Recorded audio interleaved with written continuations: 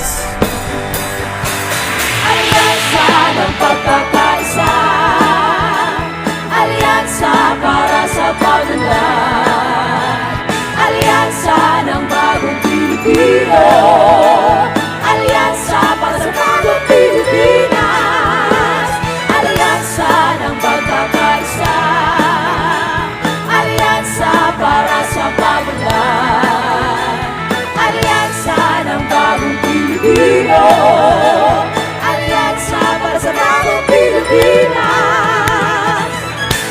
Muli mga kababayan, number 39 sa balota, Senator Amy Marcos. Sa lahat ng problema, siya ay may solusyon. Pagkain, hanap buhay, sweldong pantay-pantay at tulong sa barangay. Ang super ate ng Pilipinas, Senator Amy Marcos. Presyo ng bilihin, mapapabain sa dana ang pagkain. Kung walang saking trabaho at tulong ng kanyang sinusulong, siya ay may solusyon, subok na ng panahon.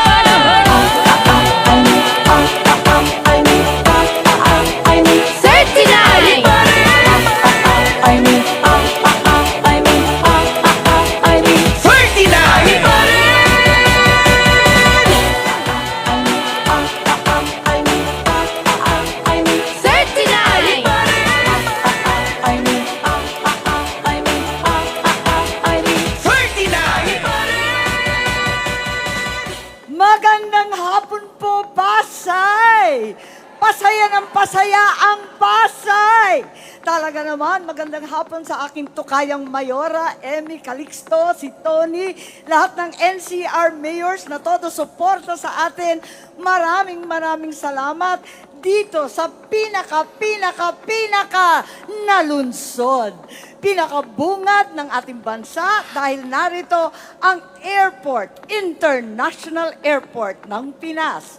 Pinakamalikhain pagkat narito ang CCP, ang folk arts, ang aliwan ng PICC, lahat yan.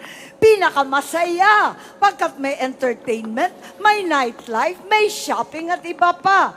Higit sa lahat, pinakaloyalista sa pamilya ko, Marcos, mula sa umpisa, mula noon hanggang ngayon, Marcos pa rin ang Pasay.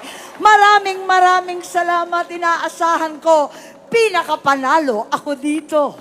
Talaga naman maraming salamat at talagang dala ko ang dalangin ng bawat pamilya ng murang bilihin, ng disenteng trabaho at sa oras ng pangangailangan, konting tulong naman.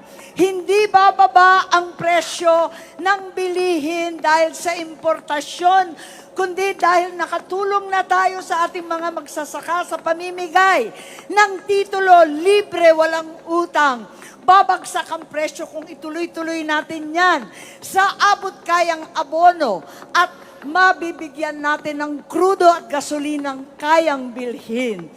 Ano ang gagawin sa pag-ibig na wagas kung walang pambili ng bigas? Tulungan natin na bumagsak ang presyo ng ating minamahal sa buhay.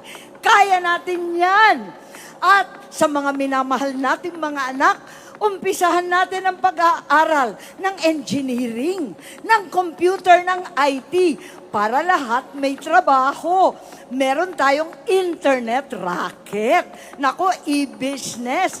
At sa may talino, pwede namang kumanta, maging artista, manunulat, dahil ang Pilipino ay tanging malikhain, tunay na tunay.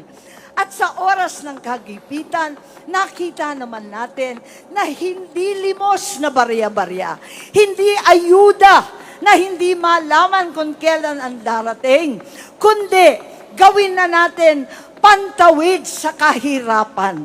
Naumpisahan na natin ang social pension sa mga lolo't lola.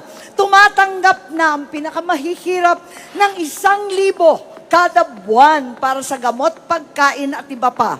Palawakin natin yan at isama lahat na naghihirap na walang trabaho, lahat ng ating mga may kapansanang PWD, lahat ng solo parents na milyon-milyon na.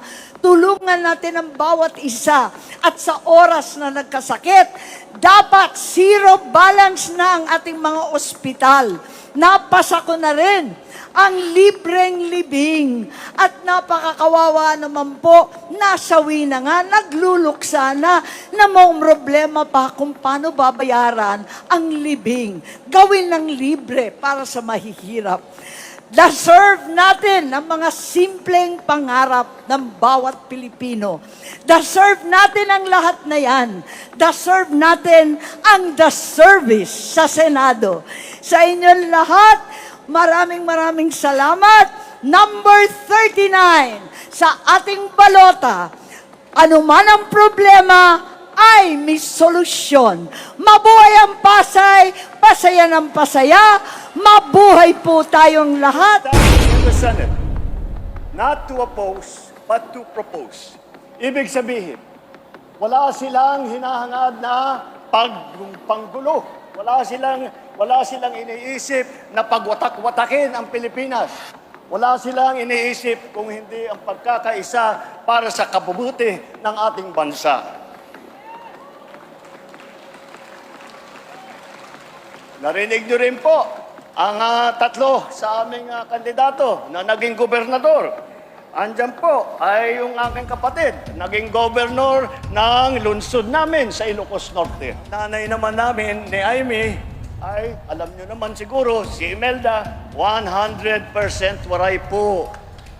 Hindi natin isusuko ni isang pulgada ng ating teritoryo at hindi tayo kailangan sumunod sa kahit na sinong mga dayuhan na kahit ano pang sabihin nila. Hindi natin kailangan dumaan sa madugong solusyon. Wala kaming paniniwala na ang solusyon ay kailangan pumatay ng libong-libong Pilipino. May tamang paraan para tiyakin ang kapayapaan at kaayusan. At yun ay sa pamamagitan ng mga maayos na batas, epektibong pagpapatupad ng mga malalakas na suporta sa ating mga pulis at lokal na pamahalaan. Sa ekonomiya naman at sa trabaho, hindi natin kailangan umasa sa iligal na mga industriya tulad ng Pogo na naging pugad ng krimen at karahasan. Ang solusyon po ay tunay na trabaho, disenteng sweldo at suporta sa maliliit at sa mga nangangailangan. Kaya tayo na, magkaisa muli tayo kagaya ng ating ginagawa kapag tayo'y nakaharap sa krisis. Magkaisa po tayo at sabay-sabay natin tulungan, suportahan at iboto ang alyansa para sa bagong Pilipinas. Mabuhay ang Pasay! Mabuhay ang Metro Manila! Mabuhay ang alyansa! Maraming salamat po sa inyong